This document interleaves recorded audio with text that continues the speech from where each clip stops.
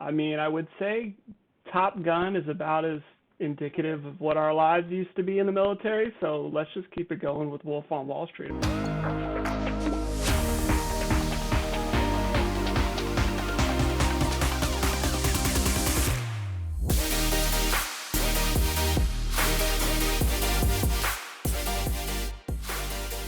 Hey everybody, and welcome back to the Kodiak Shak podcast. Today we have an episode, and it's built for all of our military members, and those military members that are looking to maybe do something after their military time, whether that's 23 years in the military, 11 years in the military, 4 years in the military. So today we got a lot of people, but before we get to them, what we're going to say is thank you to all our listeners, and we appreciate all the support you've provided us. Remember, please give us 5 stars and rate the podcast on whatever you listen to. There's probably more admin, but I don't remember. So we'll get right into it. Today we have Kevin Shak, Chlan. See, I told you, I built the wrong mental model, and now we're screwed. So we got Kevin Shak, Chlan. We've got Mike Pako Benitez, which he's been on the podcast multiple times, and then Eric Bash Straub. So now all three of these guys have done many years in the military, have moved on to other things, and we're going to see how they did it. So we can all try to follow in their footsteps if it's something you want to do alongside the airlines or instead of the airlines. So Paco, I'm going to send it to you first. Go ahead and tell us about yourself. As you know, it's not a trap. Yeah, I'll keep it short and sweet, and then we can dig into the details later. Retired military after 25 years of service, and that's split between 8 in the Marine Corps and then 17 in the Air Force. Strike Eagle backseater, done a bunch of different assignments, and then we'll get into kind of how that shaped where I'm sitting today. Nice. Shaka, send it. Yeah, hey Vader, thanks for having me on. Looking forward to the discussion. So, a career F-18 Super Hornet pilot. So, the last couple years in the Navy, I spent at the Pentagon doing requirements for both Super Hornet and then Navy and JAD, and then just recently retired and started working at a company called Anduril Defense Technology Company that I'm really excited to be at there. So, looking forward to the conversation today. Nice. I have multiple questions about Super Hornet stuff because I'm in the F-15C TX currently. So I've heard some stories. Bash, go ahead and tell us about yourself. Yeah, hey guys, thanks for having me. Air Force Academy guy, wanted to be a pilot my whole life. Did Strike Eagles, where I met Pako. Was one of his young whippersnappers that he taught along the way, so glad I got to meet him there. Went in England, rather, and then after that went back to the schoolhouse, taught in the B course for 2 full assignments, so got a pretty unique opportunity, kind of how to shape your career after the military starts, really while you're in. So enjoyed that opportunity teaching at the B course and knew that it wasn't something that I wanted to do kind of post-retirement, and went to Duke, figured life out, and wanted to be a banker. So I live in Manhattan now, hence the apartment here in the background in my bedroom. But no, loving it. Work at Bank of America doing technology, media, and telecom banking. So Bash is in Manhattan doing Wolf of Wall Street type stuff, which I think you guys get a bad rap because I was thinking earlier, I was like, what movie can I reference that's like a good representation of like stock market guys? And I was like, Boiler Room, awesome movie, but probably not a great representation. Wolf of Wall Street, Big Short. Like there's so many movies about it, but so many times they kind of bash on Wall Street guys. Bash, is there no pun intended. Is there a movie? No, I'm not that good. I'm not that guy. Yeah, but what movie would you say best represents the life in the community there? Exactly the same, right? I mean, I would say Top Gun is about as indicative of what our lives used to be in the military, so let's just keep it going with Wolf on Wall Street. Oh, I love that. Yeah. Or are you more like Leonardo DiCaprio in Wolf of Wall Street or Michael Douglas in Wall Street, like Gordon Gekko? Which one are you? I'll leave that up to your imagination. No. No, life is good. Let's go Leo. Everyone wants to be Leo, right? Guy's a phenomenal actor. Yeah. Did Leo end up? That character end up going to jail in that movie? Because I know Gordon Gekko's character, he did. But so hopefully the guy who didn't go to jail, that's probably the best. I can tell you that I'm not going to be going to jail, so that's good. Yeah, that's my goal. Well, that's what I want. I want like the like success story that like ends in a success, not like high highs and low lows. But either way, we've devolved rather rapidly. This podcast is obviously about talking about how you guys got to where you are, but it's always a fighter based podcast. So fighter stories are always open. Shaka, let's talk about how, so you're a Navy pilot, which I've heard that the stick and throttles are almost identical between the F-15 and the Hornet, but the HOTAS is like worlds different. Is that accurate? So I think it is. I have one flight in the back of an F-15D, but it was like 20 years ago. But I think you're right. I don't think I appreciated at the time how similar that they actually were. But you're right. A lot of the HOTAS, as far as how the Navy and the Air Force just, even though we're all born out of the kind of the same air-to-air communities and legacy and technology, a lot of stuff just has always been upside down to me as far as how you guys think about target aspect and things are displayed and various HOTAS and hooking versus tucking and all these things. So yes, those two aircraft are built essentially in the same factory, but they have some similarities, but definitely some differences.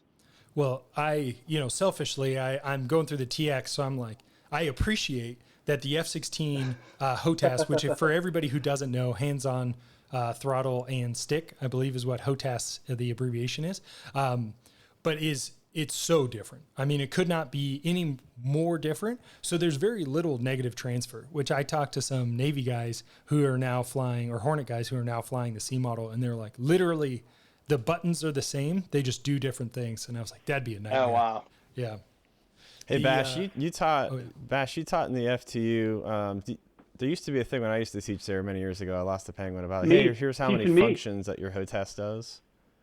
Yeah, it was like, it's something like, 69 different functions of switches on your hands and throttle and stick, just for perspective. It's something crazy like that. Yeah. When you do like the shift HOTAS, control HOTAS, and up, down, left, right, long press, short press, double click, Speak the language. And all that stuff. It's crazy. Yeah, it's takes a long time to learn, but then your hands just.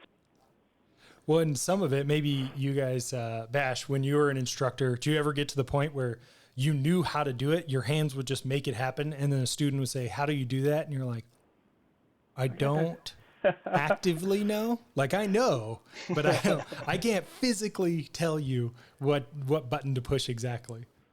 The crazy thing for me is I broke my foot pretty bad, and I was only out of the jet for like 6 months or something like that. And I was kind of worried about it. I was like, I don't know if I'm going to be able to, am I going to be good? Like, it's been so long. And I remember strapping in for the first time, giving the crew chief the signal, and then my hands just started moving, and it was just muscle memory. And I was like, this is weird. My hands are moving. Like, where are they going? So it's totally muscle memory over time, I guess.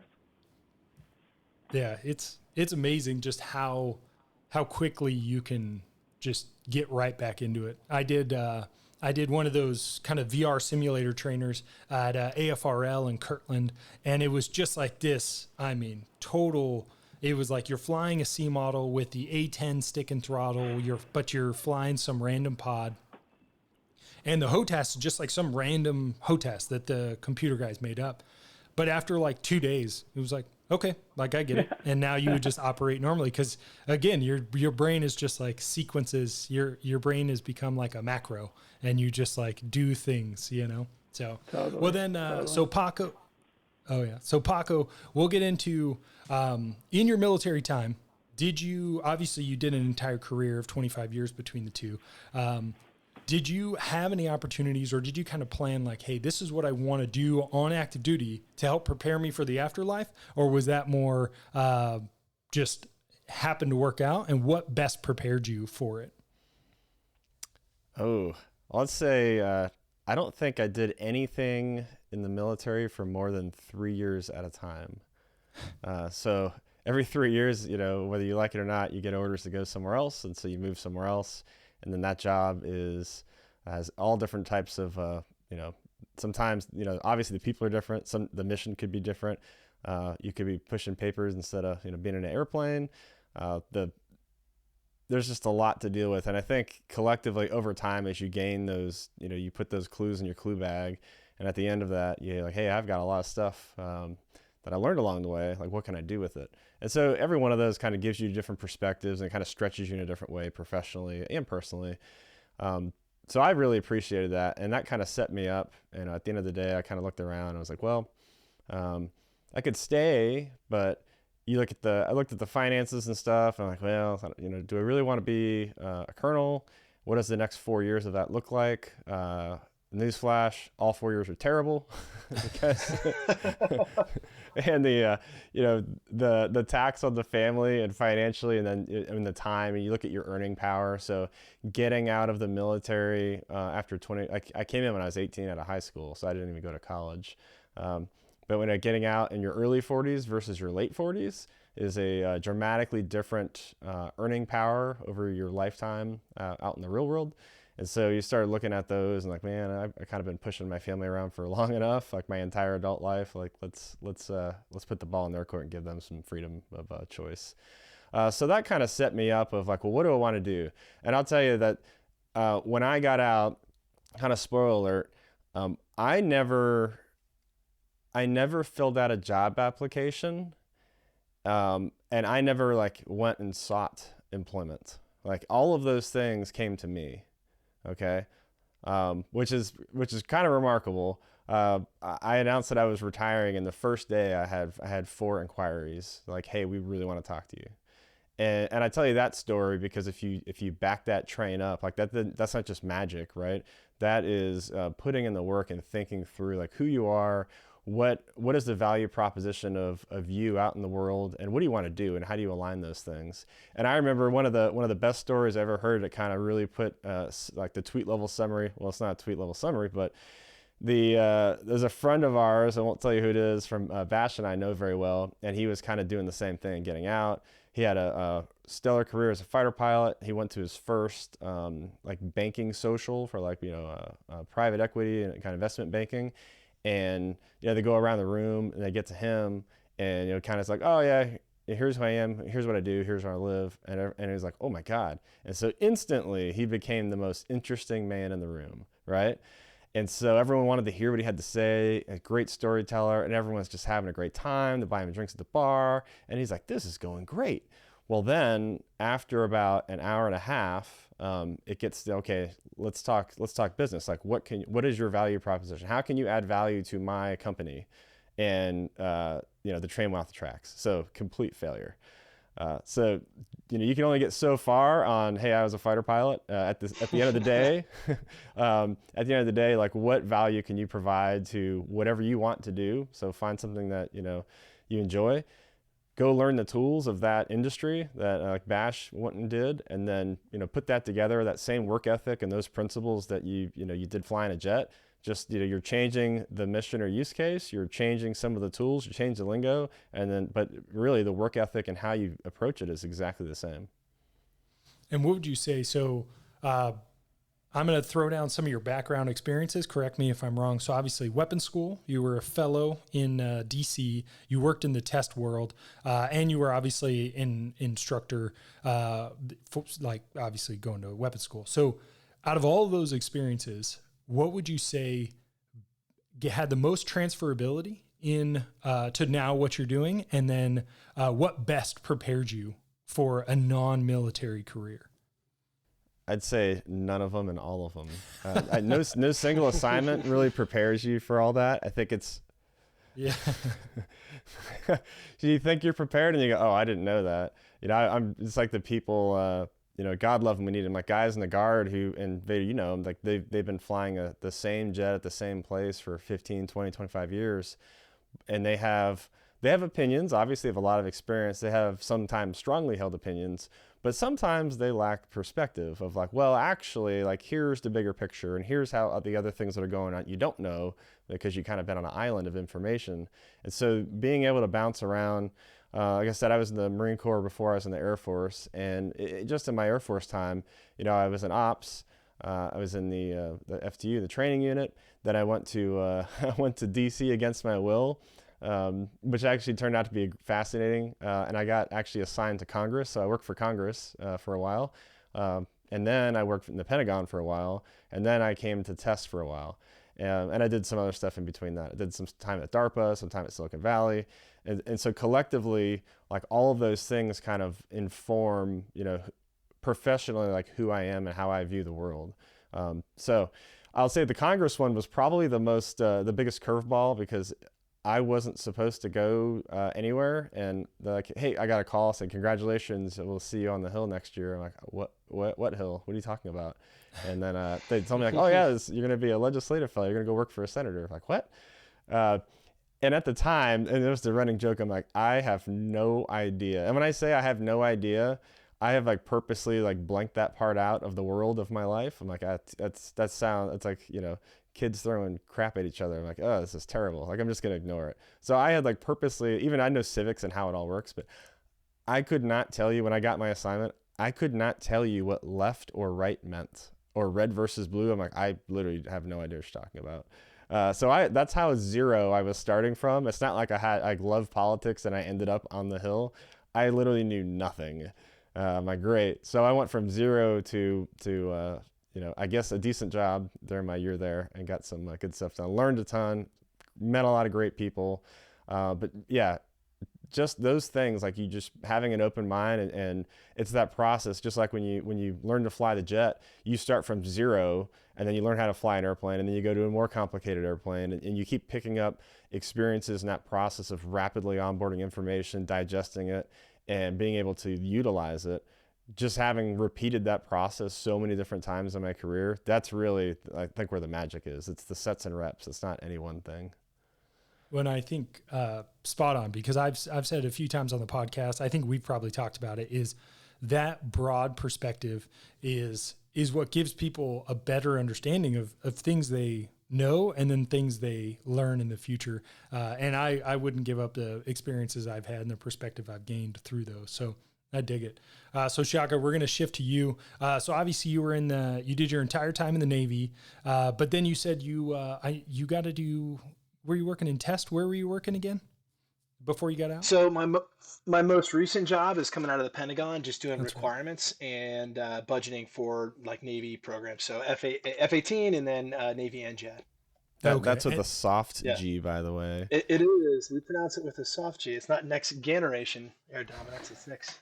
The Air Force will say NGAD for their kind of next gen family systems, and we say NJAD. Yeah. Well, I'm learning that also between different aircraft, we have to say different words, because I can't say bug Yes. out. I have to say separate. So Yes. it makes sense because it doesn't make sense. So with NJAD that's right. Yeah. So working in the Pentagon, I assume you gained, just like Pako was saying, some perspective that now helps you in your current job. Yeah, absolutely. And I'll land there, but I first want to echo, I think very similar thoughts to what Paco said, kind of looking at your career as a whole. And if I take a step back prior to that, I don't, my current job, I think the experiences I had the last couple of years working in the Pentagon probably most directly have me suited to perform, and to add value, to kind of talk, to reference Paco's story about, hey, how do you translate, who you are, and what, how you can add value. Most recently that job definitely prepared me to be where I am now. But if I look back at the career, even taking a step further back, I always ask myself along the way, and an early mentor told me, kind of the reasons to stay in the Navy were always for me like, hey, do I still love what I'm doing? Does it still work for my family? And is there something on the outside that is really calling me? And as long as those answers, for most of my career for 20 years, like those answers were all kind of a pretty resounding, like, yeah, hey, I still love what I'm doing. It still works for my family, and there's nothing really outside the Navy that's calling me. But someone else early on said, at the end of the day, we're all going to hang up the flight suit at some point, and you'd rather have it be at a time and a place of your choosing, and to kind of be prepared to go do something else that you can be equally as passionate about, or at least maybe passionate about in different ways. So, even though I think, it's important along your career. So I was a JO in Japan, and then I was a weapons school instructor, and kind of at each of those phases, getting to learn new skill sets, kind of like Pako said, every couple of years, the military is pretty good. At first, I didn't get it. It bothered me that they wouldn't just leave you in place and just let you get really good at one thing. Like, no, they're going to make you, move jobs or do something else. But you create a pretty well-rounded person and leader who can think about how to tackle problems and who can think about how to deal with people and how to lead up, lead down, lead sideways, that kind of 360 leadership mindset. So that's kind of cultivated throughout your career. So I think we probably share that. The things that really stuck out in my career, I think that prepared me most directly for what I think, where I think I'm going to add value at Anduril. Several years ago, I had the opportunity to get an EMBA, and that was kind of at some point the Navy or the Air Force is going to force you to get some kind of an education. So I think that's maybe the first opportunity to be somewhat targeted with, hey, what are the things I'm interested in, and education. And I imagine, Eric will probably have some similar things to say about this, like being targeted with those educational opportunities to not only benefit you in your current job, but then to hopefully benefit you when you transition. So that was, a decade or so ago, but getting that degree, I think gave me, a financial competence, and it was a defense focused EMBA. So a pretty decent, deep understanding of the defense acquisition process and all the things that we love and hate about it, probably more hate than love about it. But there was that, your joint tour. I was an instructor at the Joint Targeting School, which was a great opportunity during a joint tour to kind of pursue, a career broadening experience. I don't think it directly relates to, um, what I'm doing today, but it definitely gave me a lot of experiences that I've been able to leverage. Um, just prior to coming to the Pentagon, and then I'll end kind of with the experiences in the building. When I came out of command of an F-18 squadron, I still didn't, like, it wasn't, the road for me to get out was not clearly paved to go work in Anduril or to go work, and like I still was, hey, I'm still loving what I'm doing. Kind of the answers to all those questions weren't really any different.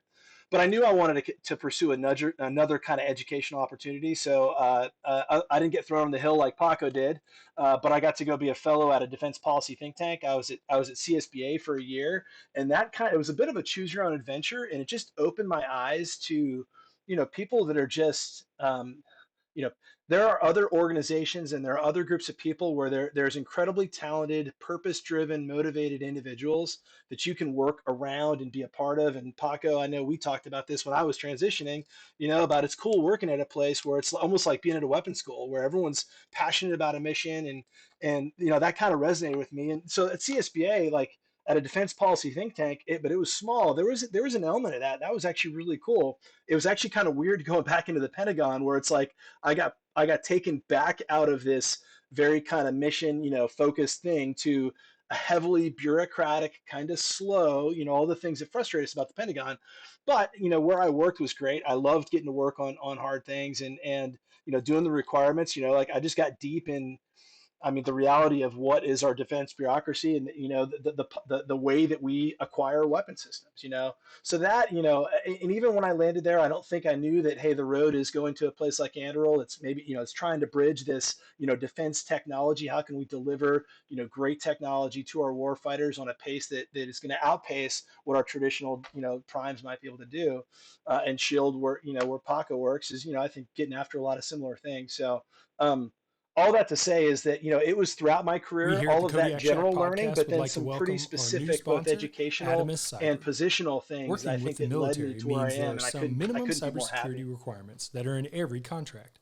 Complying with these requirements can be painfully slow and really take your company's focus off your military customers and end users. Thankfully, the team at Adamus has simplified the process exclusively for small businesses working with the military. It should be expected that security requirements are going to be a part of working with the military, but they don't have to be difficult. Learn why prior guests on the podcast like Arun from Ops Lab or Brian from ResCon use Adamus to comply with the NIST 800-171, DFARS 7012, and CMMC cybersecurity requirements in their contracts. Check out their website at www.adamuscyber.com and tell them you heard about them from the Kodiak Shack podcast. Their website will be in the show notes. We appreciate all the companies that want to work with the military, and we understand working with the government isn't always the easiest thing, but we appreciate companies like Adamus that make it just a little bit easier. Well, awesome. And I think that's when I got in to the military, I kind of envisioned one thing, flying planes. But there's so many aspects to the military that you get opportunities to do things that were not as apparent when you're 22 years old, looking to light your hair on fire.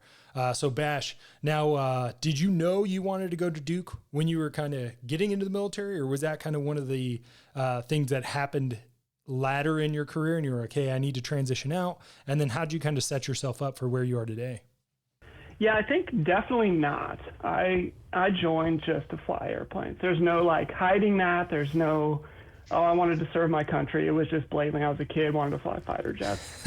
So I got the opportunity to get there. I loved it, every single moment till the last day. Awesome. Hey, Bash, I just want to inject one more thing. I think part of that dream was to marry an Arizona Cardinals cheerleader and propose to her in your flight suit on the football field during a football game on national TV. Is that right? That's a good plan. All of that happened. Yeah, I think all that happened. But no, I think once you achieve that goal and you're living it, you're loving it, we all just said it too. You can't do that forever. So what do? What do you go transition? What do you love? What can you bring? And I tried to do a lot of soul searching on what the military gave me or experiences that I had that I can transfer. And in there, I was trying to figure this out. I had a lot of good mentors who helped me kind of navigate some paths. And hey, if you don't know what it is yet, just de-risk your life by going to get, the best degree you can to make yourself the most competitive on the outside. Because alluding to what Pako was saying, it is true. It's a very cool story. It's something to talk about. It makes it interesting, but more, you got to figure in the compelling side of why should somebody hire you. So what better way to do that than to just use the benefits that the Air Force has in GI Bill and cash in on yourself, invest in yourself so that you can arm yourself with whatever knowledge that it is, either finding out what you want to do or learning a skill. But I think that's kind of mentors of mine that said, hey, you should go look into this, and then maybe that'll help you figure that out. So that's kind of why I did it, because I knew that, alluding also to Paco's comment about earnings potential, it's hey, if you're going to rip the Band-Aid off, do it fast and make up that lost time, because even with a 10-year pilot commitment, you're still relatively young on the outside. So did that, and kind of just the soul searching side that I did, I would say the people and the impact that we had, it's flying fighter jets, right? So obviously the people that you meet in the military, it's like people, we just had one of our Dawn Patrol reunions here in Manhattan, our first, my first combat deployment. We all came out here and hung out, and it's phenomenal, and it's so much fun. And I wanted to try to find either the camaraderie side, which, a lot of times you don't have control over, but the hard charging, tip of the spear, the people who are just cream of the crop people. If you surround yourself with those people, they'll kind of lift you to whatever level you want to go to. So that's kind of one of the things I searched for. And then the other would be impact, meaning strategic impact, because, you can't take fighter jets with you.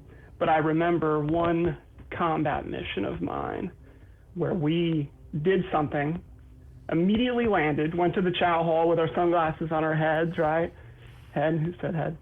And then basically just see whatever you did on the TV screen on CNN, headline news when ISIS was kicking off. And that was the one moment for me where I was like, holy cow, we're just blocking and tackling. We're doing the stuff that I learned in the B course, and you do that, and you don't really realize on the tactical level that you're operating at how you can have significant strategic impact at a much higher level, like dime, instrument of power, military. And I was kind of blown away by that. So that was the one thought outside of just the people that, that's what I want.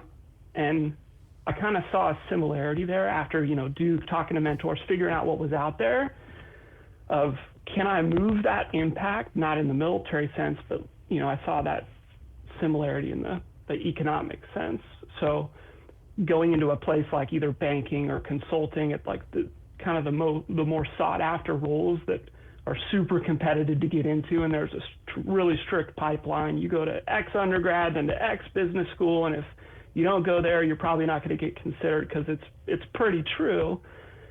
And I was like, those guys and gals that do that, they have the same kind of impact, just at the highest levels of business that impact the economy, and the stuff that you do, that you're in the trenches. Even when you're young, you pick your head up, and then you see something on the Wall Street Journal, and you're like, wow, that's cool. So that's kind of why I kind of made the decision to jump. And I think it's a good decision, whether it's banking or consulting, or just like set yourself up for finding what that drive is and what you felt that you loved about the military, right? And there is something out there, and educate yourself. Use the GI Bill skill bridge. There's tons of resources that the military gives you, or DoD in general, and then just go after it. And I would just say, go for the best of the best, because if you don't make it there, or that's not what you want, you're going to land pretty dang close to being successful. So that's kind of, and then I would say the other things is the skills that you learn. I think Pako nailed a lot of them. I think the academy, and just luckily I was a flyer. That's all I wanted to do my whole life. But being able to handle stress outside of like whatever capacity that you thought that you could operate at, the Air Force Academy, and operating in an operational fighter squadron, trying to solve tasks nonstop, tons of data coming at you at one time, being able to process it with 3 other wingmen, or however many other 4 ships or other assets in the air that are all communicating at once. It's just the ability to don't get stressed, just process, de-risk whatever situation, don't get paralyzed by it, and move on. And those skills, I would say, as a whole, kind of, you can immediately start applying that to, the first day on the job. You have no idea what you're doing. No one's there to help you out. There is no hand holding. There is no teaching. You just do. So you're like, okay, no one's here to hold my hand. Let's just go. And it's the problem solving, it's the risk, and how do you analyze all that at once. So yeah, happy to unpack a lot of that. And there's a lot, kind of one thing that we alluded at the start of the conversation is, why not airlines? And I just flying fighter jets, I didn't think, point to point flying and having that impact wasn't going to be there. And then there's a lot of other things that we can unpack of why not that route. That's usually the typical easier path, because it's a great living, being at home a significant amount of time. There's a lot of pluses and a lot of minuses, but I just chose impact and more mental stimulation than anything else.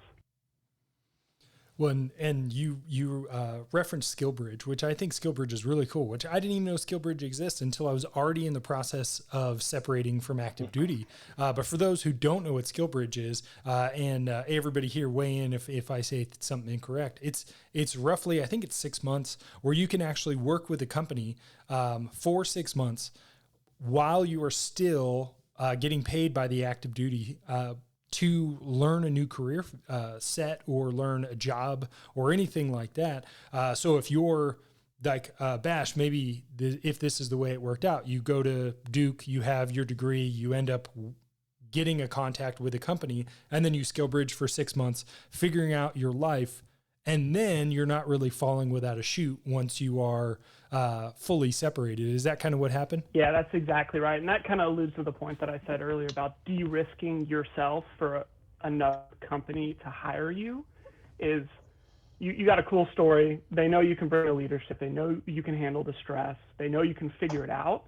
It's just, you got to get something because you can just talk about either an interest that you had and put it on your resume, or actually learn a tangible skill.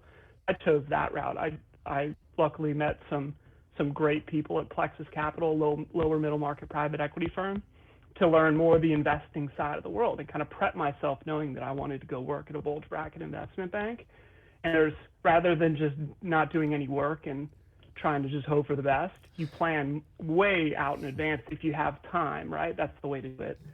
but you put yourself in those situations and you learn, and then it's something you can talk about, like, hey, I'm interested in this. And rather than just every other veteran that you talk to that may say, oh yeah, I'm here, I did this, I did XYZ, and I'm really interested, you put a little bit more punch behind that when you say, I did a skill bridge, which is a phenomenal resource that we have. It de-risks the company that would hire you for that skill bridge. There's an opportunity to work there as well, right? Like, that's the whole point of it. And you can learn tangible skills and then, set yourself up for success. So it's kind of a no-brainer if you're trying to figure yourself out, because Congress said it. Yeah. Yeah. Well, and I talk to a lot of younger military people, which I think it's kind of unfortunate. And I know I was probably one of the dudes who did this, but like the next generation of like military members and fighter pilots specifically, they are aggressively jaded. They're like just pinned on captain. And like, I met a guy, he was a FAPE, just finished PIT, and he was getting his ATP, restricted ATP, when I was getting mine years back. And he's like, oh yeah, just get ready for when I get out. And I'm like, you got like 9.5 years left. Like, but hey, I guess, plan as long as you can. But I think it's unfortunate because it is a great job. And I think everybody here wouldn't trade their military experiences for anything. But also the flip side is having a plan, preparing for when you're going to separate and do something. And, it's funny you talk about skill bridge. I envision having just like gotten into the guard. It's like rushing the guard. What does the guard want you to do? Come on out, bring a bottle, hang out with the bros. There's going to be, the bro check. But that's what it is. You show up and they're like, hey, is this person a good fit? Are they a good dude? Are they going to work well with us? And that gives them a 6-month trial run that they, like you said, it de-risks them in that way. Pako, one of the things when you got at your current job, and all the other things you've got going on with the podcast, which I listened to the how the Pentagon buys things, and very interesting, way over my nugget, but that's all right. But what would you say stress levels, and we'll kind of run through everybody's stress levels compared to flying, instructing, and airplanes and bad weather and all that stuff compared to life now? Like, how do you feel like, is the stress the same? Is it non-existent? What do you think? Oh, well, I think I might be an outlier. And I say that for 2 reasons. Number one, I have more than one job. I have like 3 jobs right now. So I don't know about you guys, but there's like 30 hours in my day, and I don't sleep. And so that's the magic, by the way, of how I'm able to kind of run around and do things. That's when you're delirious. You get 4 more hours. That's right. So I definitely have some stress, and it's completely like self-induced, but it's positive stress. It's not negative stress. I enjoy it. And so, it's like being in a fighter squadron, and you're, at the end of the week, you're like, man, I'm kind of tired. And if you actually, mapped it out, like, dude, I worked 70 hours this week. Didn't feel like it because I was having a good time. I was around people I enjoy. I was doing things I love. Like, the time flies and you're having fun. And it's kind of the same thing right now. But I'd say that the transition is probably like it's the great unknown.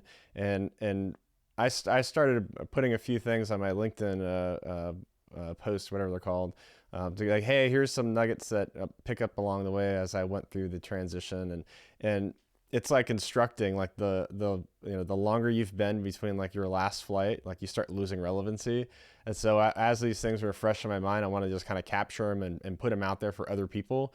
And I also was, I felt like I was having some of the very repetitive conversations about people that were looking to get out in a couple of years. Like, what should I be thinking about? What should I be doing? And, Shaka, you and I talked for quite a bit about transition stuff, and I'm happy to have a conversation, with anyone. And I've had plenty of them, but some of the things that were kind of just the low hanging fruit of, hey, make sure you do this, make sure you do that. Turns out the checklist for retiring out of the military is non-existent to terrible, but it's crazy. It was a running joke. The complexity is really high. The complexity is, it's like you can just walk into a recruiting office and have a uniform on by the end of the week, but to take that uniform off, for the love of God, can someone fix that process? I was going through this with two other people at the same time, a sitting squadron commander, one of my best friends, and a sitting group commander. And we had this, and there was two other people. So we had 5 people on this email chain for like 10 months. And it was like reply all, oh, it turns out like this is wrong. You actually have to go to this building on this time. Oh, by the way, they don't, they've turned their phone off because they don't want to answer the phone anymore. Even though when you walk in, this says like customer service is our mission. I'm like, well, no, it's not. So you have to deal with like, it's 1,000 things. And some of those you have to get your ducks in a row, like early. Like, for instance, if you're going to get out, everyone's going to get out at some point. Chances are, if you flew fighters, like you have something you're going to claim with the VA. Well, then, you better have like locked down like life insurance before you file a VA claim, because when you fill out your life insurance paperwork, it's going to ask you, have you filed a claim for disability? And you go, well, that's considered a claim for disability. So like little things like that, you're like, oh, I got to start. And if you get a policy at 39 versus 41, like the rates are way different because, 40 is a magic number on a piece of paper, right? So like those types of things, you start kind of like, oh, I really have to plan this out. But the other part of it is if you're more deliberate in your process of getting out, and making that transition and actually come up with a plan. Here's what I got to do, month by month. Just pick something small and do it. Number one, it won't feel like, you climb a mountain like one step at a time, and you won't just get caught in an avalanche of all the things that you have to do at the end. But secondly, it really sets you up for success and of what you want to do. And you kind of created that alignment of like, what do I want to do? Who do I want to go work with to do this thing that I want to do? And where you see a lot of people that retire or transition or get out, and they go through, and I can't remember the number, but it's like 80% of people don't stay at their first job for more than 12 months after they separate. And I know that's kind of a mix of different career fields and enlisted, officer, young, old. So, but I personally know people that, I don't know, at least a half dozen people I personally know that went through 4 jobs in their first year, just bouncing around to different, like I didn't like those people. I didn't like that team. I didn't like that location. Like, man, you've really just dialed up your own stress for you and your family. I'm not saying you can predict the future, but you can do that risk reduction that Bash talked about of just, do your homework, man. Like, study for the test. Yeah. Hey, Pako, let me add a little bit to that. So going back to kind of where Vader started with that question, as far as like stress level at the new job, that was something that I found in, again, I had the luxury. I wasn't coming directly out of it. I wasn't retiring out of an operational job. So for those that are kind of like, leaving command of a squadron and then you're trying to retire, like that's going to be tough. But if you have the time and the ability to kind of do your due diligence, you're going to kind of get a sense of the character of the kind of an organization that you're going to go to. And that's really important. Hey, what's the industry that I want to work in? What's the size of an organization that I want to be at? But then really the one that's really kind of hard to scratch at, unless you just do the work to talk to lots of people, is, what's the character of that organization going to be like? So a quick example, I talked to a buddy, and I won't name the company, but one of the big defense primes that buddy of mine had been there for about a year. He had left right out of command, and we had a bunch of great conversations. But he was like, yeah, it's like, it's been a really hard year. It's been a stressful year. And the idea, I think you mentioned it, Eric, like no one's going to tell you, like, you show up as a post command 05 or anywhere, you're probably they're paying you decent money, and they're not going to hold you. Like, there's an expectation that most companies aren't going to hold your hand and just tell you what to do. But what I would say, like, what I could sense from him, so I could sense that he was stressed and there was an element of frustration. And in some of these huge companies, like, that's going to be very dependent, it's not going to be broad across the entire company. It might be specifically in that office working on that project or that thing.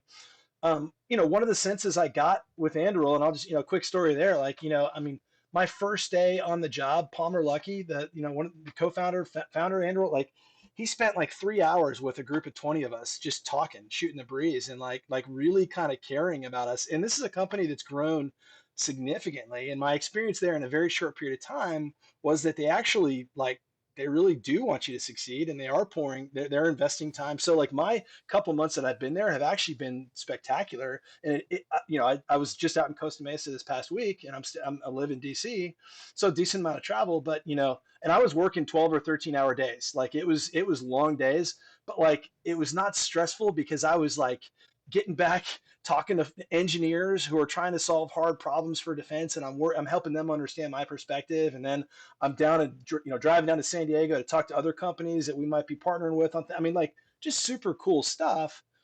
So from a stress perspective, like, yeah, those, like, I'm a little bit outside of my comfort zone in some of those things, but it's cool and it's exciting. And that's, you can only kind of get that sense if you do your due diligence. And it takes a long time to have those conversations with people as you're working on your transition. And not everyone has that time. And that's where, SkillBridge is one of those great opportunities. If you need that kind of accelerated transition to almost, date the company before you're, ready to go in and actually sign up to work with them. So, I don't know, just a couple thoughts on that. And Pako, I'm sure you've had similar experiences at Shield as well too. Yeah, there's a really fantastic quote from Steve Jobs. He was trying to hire this guy from Pepsi, and the guy didn't want to leave. And finally, he goes, "Hey, what's going on here? Do you want to sell sugar water? Or you want to change the world?" And he's like, "Okay." That's a good way to put it. So Bash, I imagine, which obviously never having worked in your profession currently, is it pretty stressful, would you say, for your current job? And do you find yourself more stressed than you were previously, or do you feel like it's stress, but it's just different? Oh yeah, I mean, stress is so different for everybody, and can you guys hear me? Okay. Yeah, I got you. Cool. I think stress is so different for everybody, so it's definitely a good and tough question to answer. I think it's not life and death. I think it is stressful, like the other guys have said, about going into a new place that is incredibly technical, and that is it's a skill set that takes a significant amount of time to learn. But I mean, just like you can't hop into a 4-ship flight lead, waiting marshaling with 24 airplanes waiting to push to cross fight some people. Approach, right? You got to start somewhere. So you have that mindset, and it's stressful. We're helping make strategic decisions to either acquire other businesses or what value can we bring to them and increase their performance overall. So shareholders, the job is always that I was making it, finishing a 38. You're grinding, but you're learning and you're building that set. So, the feeling that we all had when you first get into your T6 or maybe a different plane, you have no idea what's going on, and just that can-do attitude, surround yourself with those people, and it de-risks that. And you'll figure it out. Like everyone in the military make a jump and be successful. You just have to prep yourself for it. You've got the keys to the castle to handle the stress, to figure things out. You got to jump in and realize, like, hey, I am new at something, but I'm gonna learn it quick because I've had the experiences that I've had previously. So yeah, I would say there's stress, but some people may say differently in the job. Yeah, I think one of the things that I've had a mild amount of experience with, but kind of what you guys alluded to a little bit is you're figuring it out. And one of the things that we all had the benefit of is when we're going through formal training, like, in the military, it is tested. I mean, they've been training pilots and WISOs and people for decades and decades and decades. And it may not be the most advanced way to train people. It may not be leveraging AR and VR and the technology that exists today. But what it is it's something that every 3 weeks, they are starting a new class of, 6 to 15 students, and they know how to train you. And what you do have is you actually do have a lot of hand-holding in the military. With your military training, there's very deliberate assistance, sometimes even teaching the test so you can focus on your flight that's coming up, because there's just so much to learn. So I think that is a difference between the two things, where sometimes, like at Anduril, you can kind of get that exposure, but there's not somebody who's like, you are the student, this is your instructor. Right. They are going to step you through over and over and over, and you're going to get academics on it. Then you're going to study it. Then you're going to get more academics on it. Then you're going to do a simulator, and then you're going to fly it. After you fly it a few times, you're going to be tested on it and you're going to expect you to know it. Like Yeah. that's not anywhere else. The only thing I will say to that though is that, so I agree 100%. You're right. There is not going to be, the military is very good at that. Something that Anduril did, and a lot of, I think, good organizations will do though, like we had a week-long onboarding session that was probably more productive and basically you're more ready to jump off and be a part of that organization than I had ever seen in the military. And I kind of wanted to go back and be like, hey, we need to like re-look at our command in-doc programs and because it might take you a month, it took me a month to get, swipe access to anything in the Pentagon. Even by the time I left, I didn't have all the accounts I needed. And it's like, so uh, a high performing organization, I think, is going to know, how to get people quickly up to speed. And that's actually probably a good question to ask, when you're trying to figure out, is this the kind of organization I want to go to? Ask them about, hey, how do you onboard new people and how do you train new people to come to become a part of the organization, to understand. You're right. It's not the same as far as like, a syllabus of teaching you how to fly form. But I would say that any top performing organization is going to want to have at least a little bit of that. Or if the answer is no, if that sounds gross to you and you don't want to go through a week of indoc, there are plenty of organizations out there who don't do that, and they're just going to throw you in the, so, but it's a part of that kind of figuring out where you're going to go. Yeah, I will highlight when I went through, I've lost track. I think I've had 5 job titles in the time that I've worked at Shield AI. And that was, it's a company that's growing and it's adjusting, and it's a nascent market for applying autonomy and artificial intelligence to air vehicles. But what I ended up landing on was in the product role. So I don't do business development, and that's kind of a wheelhouse for I think a lot of people who end up transitioning. I actually help build the product. So it's I love my job because it's a little bit of business development. So I get out on the road and get to see people I know and have had life experiences with in the Air Force and the other services, which is great. But then I also have to go talk to the engineering team and kind of coordinate, like, what is the work to be done? What is the timeline? What does the customer actually want? And then translating that into engineering speak. So I'm kind of like the Spanish to English translator, the guy from Office Space who talks to customers. I got people skills, damn it. I put the specs from the engineers to the customers. That's right. So I do a little bit of that. But when I moved over to that job in a tech company, a product manager or director of product, those are like positions, like they don't really exist outside of tech. So as I went into that job, I'm like, oh, that's great. I have no idea what I'm doing. But I mean, I can figure it out. And the question wasn't we'll figure it out. It's, what do you need to be successful? I'm like, well, if there's a way that I could learn a few things, they're like, okay, we'll come up with some ideas and let us know. I'm like, okay, well, so by the end of the week, it's like, hey, here's some online courses. Hey, here's a business course at Wharton that's like on product management. I'm like, that would probably be useful. Like, okay, like here's a credit card, go sign up for the course and go get smart on how to do your job. Like, okay, great.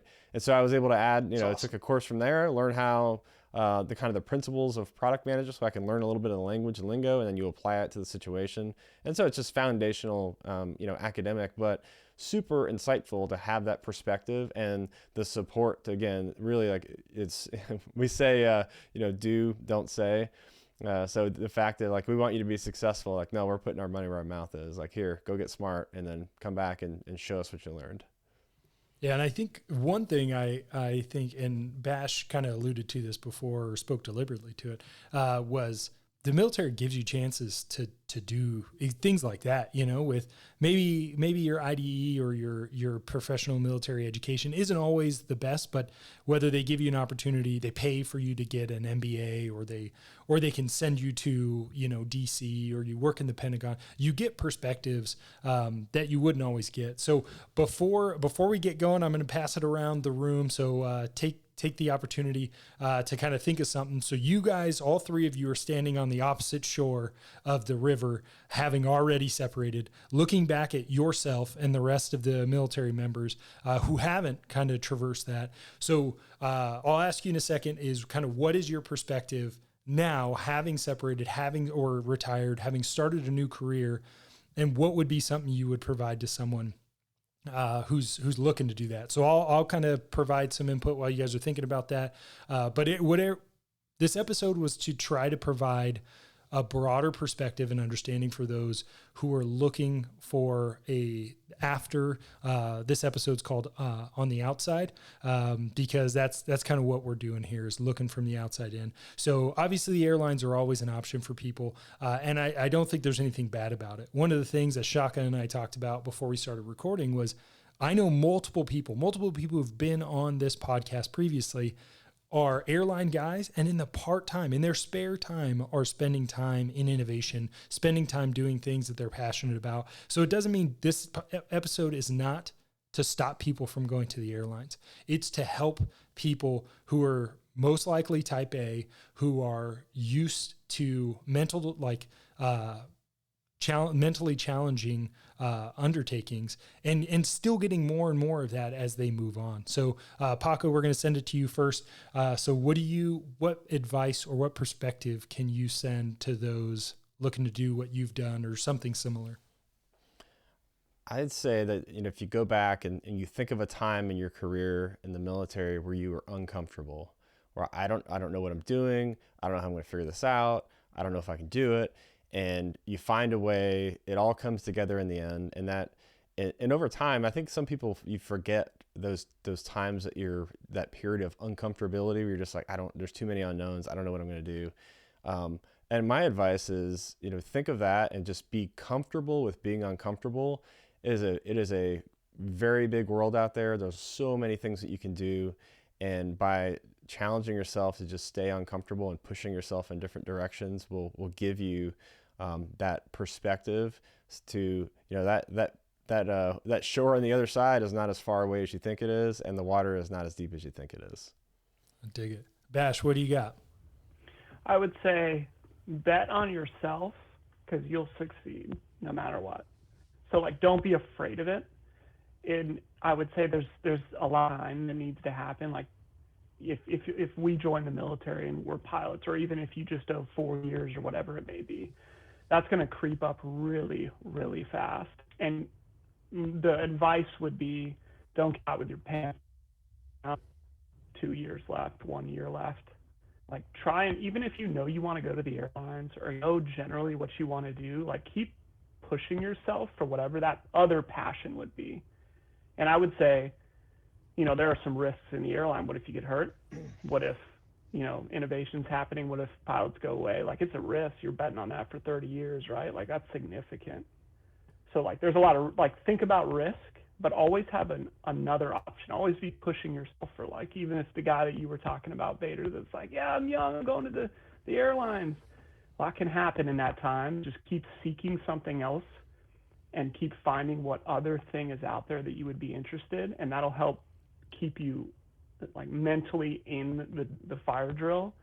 And then it can maybe force you to go take advantage of some of the programs, push yourself to go do school to de-risk that decision. And then instead of just being oh my gosh, I'm a year out, what do I do? It's, I got this option. I don't know if I want to do this, but I did X, Y, and Z in the past. I'm set up for that. It's the optionality to be able to do whatever you want rather than wait. Don't wait. Reach out. Everyone said networking. That is probably the most important thing I have learned in my life so far.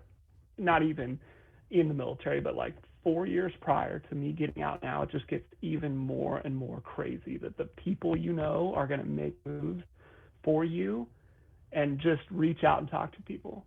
And if you think you have an idea, reach out to Shaka and ask him, what made you do this?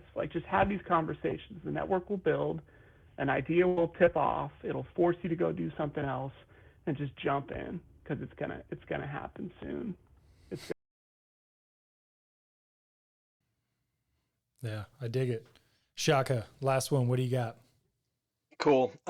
Agree with everything both Paco and Bash said. What I would say, I heard this on a podcast talking about, throughout your career, you've got times where your head's down, where you're really focused on the now and what you're doing, and we need fighter pilots who are doing that, right? We need people who are passionate about the mission, and they're in there. But But then there's times when you're kind of heads up and you're looking out on the horizon and you're growing, whether that be you're growing for the purpose of just being a better leader at some point in the military, or you're growing in the purpose of what might be out there later. So, I think throughout my career, if I look back to maybe the first 5 to 10 years of my career, I actually was pretty terrible about that heads out time.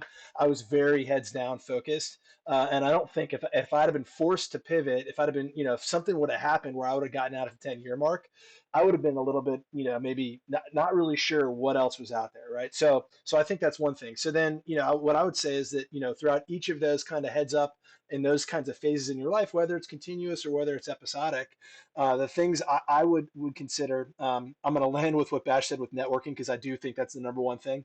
It's not a dirty word like I thought it was for like the first 15 years of my Navy career. But the two other things I'll throw out, and then but I do want to land on networking.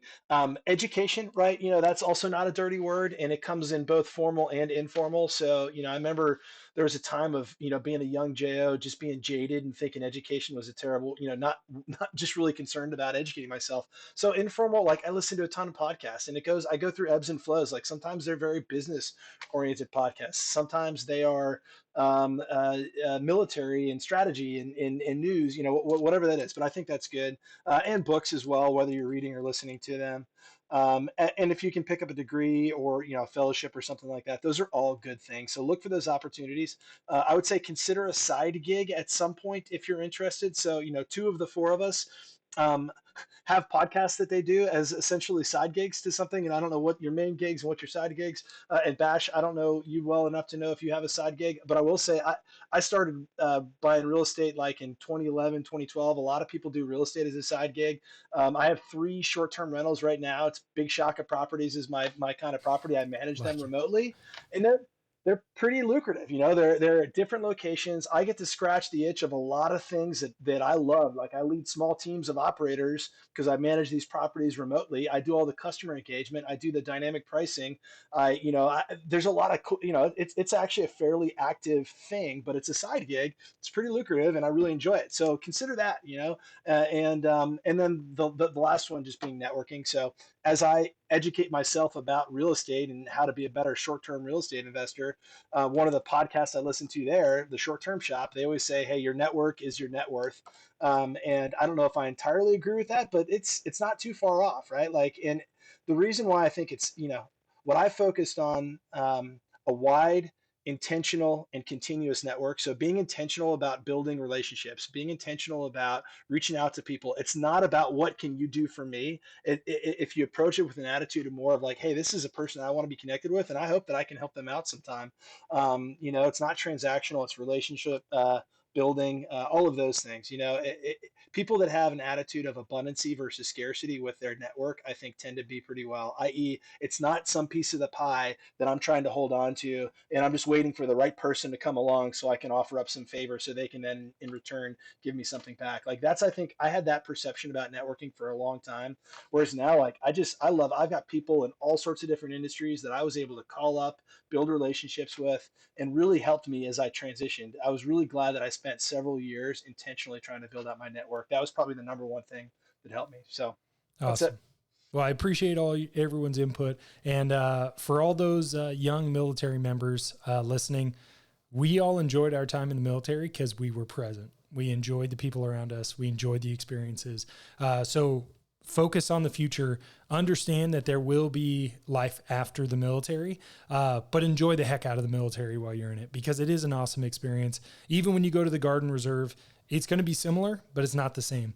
And sometimes those struggles that you're going to experience, those bad deals in the military, end up being experiences that you look back on fondly. So I'll put people's contact info in the show notes if they're cool with it. So if you do want to reach out to one of these guys, if you do want to kind of increase your network, then you can reach out and gain some knowledge about kind of things out there beyond that. For podcast stuff, thank you everybody for donations. Donations are always open. Thank you to our sponsors. And again, 5 stars, give us a rating, and check out the Merge podcast because it's pretty sweet and it's way smarter than my podcast, that's for certain. But guys, thanks for joining me on the podcast, and I'll see you next time. Thanks, Vader.